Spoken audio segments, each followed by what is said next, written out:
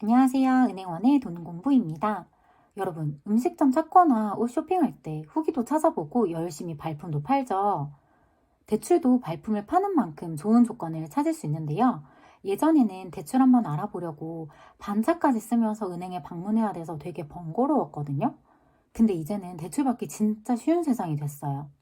휴대폰으로 몇 가지 정보만 넣고 조회하면 쉽게 한도와 금리를 알 수 있게 됐거든요. 특히 신용대출은 대출 중에서 가장 먼저 비대면으로 조회하고 실행할 수 있는 상품이 되는데요. 대출을 해줄 때 주관적인 요소가 거의 들어가지 않기 때문이에요. 더 놀라운 건 예전에는 각 은행 어플에 들어가서 하나하나 조회해야 했던 것들이 이제는 한 번만 입력하면 여러 금융회사의 상품을 조회할 수 있는 그런 단계까지 왔어요. 제가 어떻게 신용대출 한도를 7배나 늘렸는지 말씀드릴게요. 우선 신용대출을 간단히 말씀드리면 신용은 믿는다는 의미잖아요. 이 사람이 빚을 얼마나 잘 갚을 수 있는 사람인지를 평가한 후 믿고 빌려준다는 거예요. 혹시라도 빚을 갚지 않으면 은행에서는 빚을 갚지 않은 만큼 전부 손해를 보는 거고요. 반대 개념은 담보대출인데요. 아파트나 주택, 예금, 공장 등 어떤 자산을 맡기고 돈을 빌리는 거예요. 혹시라도 빚을 못 갚으면 은행은 이 맡긴 자산을 처분하고 손해를 줄일 수 있는 거죠. 그래서 일반적으로 담보대출보다 신용대출 금리가 비싼데요. 여러 금융회사 상품을 한 번에 비교하려면 대출 비교 플랫폼을 이용하시면 되는데요. 뱅크샐러드, 카카오페이, 네이버페이, 핀다, 핑크 등이 있어요. 여기서 조심하실 건 모든 금융사와 제휴되어 있지 않다는 점이에요. 회사마다 제휴된 금융사가 달라요. 각 홈페이지에서 찾아봤을 때 1금융권 기준으로 보면 뱅크샐러드는 19개, 카카오페이 15개, 네이버페이 12개, 핀다 8개, 핑크 7개 순이었어요. 이 금융까지 보면 제휴기간이 훨씬 많아요. 그래도 이왕이면 여러분들이 1금융에서 대출을 받았으면 좋겠어서 이렇게 좁혀서 한번 살펴봤고요. 저도 한 플랫폼에서 조회해봤는데 한도는 1,100만원부터 5,900만원까지, 금리는 4% 후반에서 6% 중반까지 나왔어요. 최고 한도가 최저 한도의 5배밖에 안 되죠. 그럼 저는 다른 방법을 추가로 사용했다는 건데요. 조금 더 많이 받고 싶어서 플랫폼에 제휴되지 않은 금융회사 어플에 들어가서 추가로 조회해봤어요. 2군데 정도 더 찾아봤는데요. 그중 한 곳에서 한도가 한 8천만 원 정도까지 나왔습니다. 대출 비교 플랫폼에서 조회하고 끝내지 마시고 제휴되지 않은 회사도 좀 더 발품 팔아보시길 추천드려요. 신용조회를 많이 한다고 신용점수가 낮아지진 않거든요. 근데 여기서 조심하실 게 있는데요. 은행원의 꿀팁. 어떤 은행들은 대출 전에 신용조회를 너무 많이 하면 대출을 안 해주기도 해요. 그래서 적당한 선에서 조회하시는 게 좋습니다. 이렇게 해서 여러분들이 선택할 수 있는 조건들이 나오게 될 텐데요. 그럼 그 중에서 여러분들이 원하는 만큼 한도의 금리가 가장 낮은 상품을 선택하시면 됩니다. 대출을 하려고 들어가 보면 보통 2가지 선택지가 나오는데요. 한도 전체를 바로 빌리는 건별 대출과 필요할 때마다 원하는 만큼 돈을 빌릴 수 있는 한도 대출로 나뉩니다. 우리가 마이너스 통장이라고 많이 부르죠? 지금 당장 돈을 써야 하는 상황이라면 건별 대출을 받으시면 되고요. 나중을 대비하기 위한 거라면 한도 대출로 받으시면 됩니다. 한도 대출은 고객이 돈을 빌리지 않으면 은행 입장에서는 이자를 받을 수 없는 상품이기 때문에 상대적으로 금리가 조금 더 높습니다. 그럼 입사하고 나서 마이너스 통장 만드는 게 좋을까요? 대출 받을 때 근무기간도 고려되기 때문에 입사하자마자는 대출이 어려울 것 같고요. 몇 달이 지나서 대출을 받을 수 있는 상황이라고 해볼게요. 처음 마이너스 통장을 만든 시기는 첫 회사를 퇴사하기 직전이었어요. 직장인분들은 당장 돈이 필요한 상황이 아니라면 굳이 만드실 필요는 없을 것 같은데요. 여러분들이 계속 회사에 다니고 있다면 돈이 필요한 시점에 무리 없이 건별 대출을 빌릴 수 있기 때문이에요. 아직 소비 습관이 자리 잡기 전에 대출을 먼저 받아버리면 필요 이상으로 돈 써버리기가 쉬워져서 추천하지는 않습니다. 다만 수입이 불규칙하거나 사업을 하시는 분들은 갑자기 돈이 필요한 상황이 생길 수 있잖아요. 이런 경우에 여유 있을 때 미리 만들어 두시는 거는 괜찮을 것 같아요. 본인 상황을 고려하셔서 선택하시길 추천드립니다.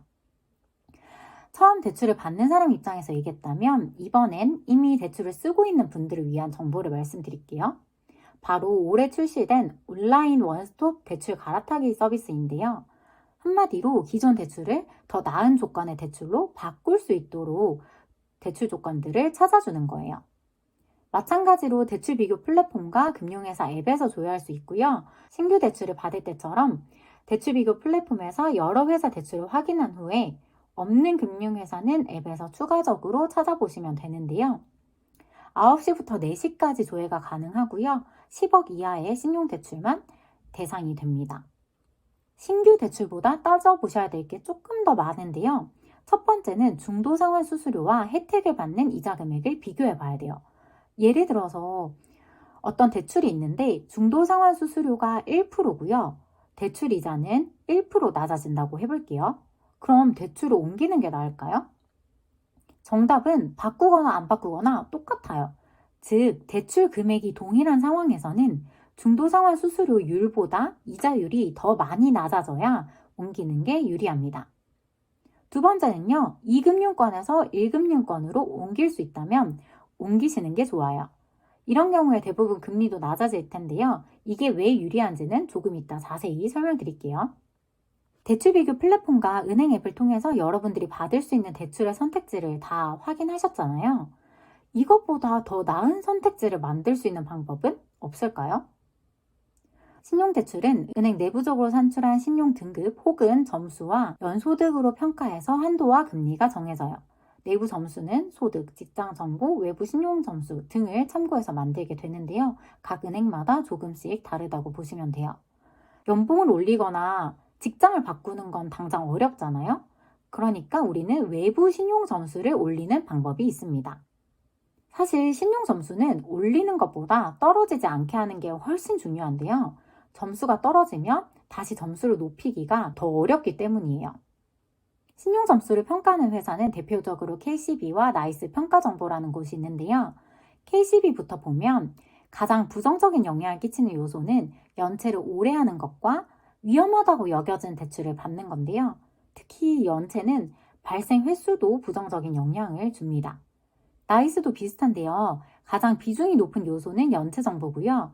현금 서비스 사용과 위험하다고 여겨진 대출을 받는 게 그 다음으로 영향이 많네요. 즉, 연체와 고위험 대출이 점수에 가장 큰 영향을 미친다고 볼 수 있는데요. 여기서 얘기하는 고위험 대출은 쉽게 얘기해서 금리가 높은 대출이에요. 그래서 여러분들이 대출을 갚거나 신용카드 대금이 빠져나갈 때 미리미리 돈을 넣어둬서 당일에 나갈 수 있도록 하는 게 정말 중요하고요. 그렇게 해서 연체를 만들지 않는 게 정말 중요하고요. 은행에서 근무하면서 느꼈는데 손님들이 의외로 1금융과 2금융을 구분하지 않고 쓰시는 경우가 많더라고요. 예를 들어 농협중앙회와 지역농협의 차이점을 모르시는 경우가 있더라고요. 대출에서는 특히 2금융보다는 1금융을 사용하셔야 돼요. 지금 1금융 대출이 불가능해서 어쩔 수 없이 2금융을 쓰시는 분들은 앞으로 잘 갚아나가고 신용점수를 열심히 올리셔서 최대한 1금융으로 갈 수 있는 방법을 찾아보셔야 되고요. 그런 분들 말고 1금융 대출이 가능한데 2금융 대출을 쓰시는 분들이 계시거든요. 카드론이나 현금 서비스를 급할 때마다 쓰시는 분들이 계세요. 근데 그분들은 그렇게 사용하지 마시고 1금융에서 마이너스 통장을 만들어서 이용하시는 게 훨씬 낫다는 걸 꼭 말씀드리고 싶습니다. 대출 비교 플랫폼과 은행 앱을 통해서 내가 받을 수 있는 대출을 빠르게 확인할 수 있고요.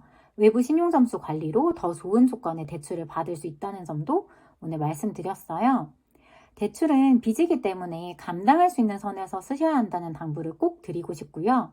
대출 갈아타기 서비스는 주택담보대출과 전세대출도 가능하도록 서비스를 개발 중인 걸로 알고 있어요. 관련해서 서비스가 확대되면 그 정보도 가져와서 여러분들께 공유 드릴게요. 필요한 정보를 받아보고 싶으시다면 구독 부탁드려요. 감사합니다.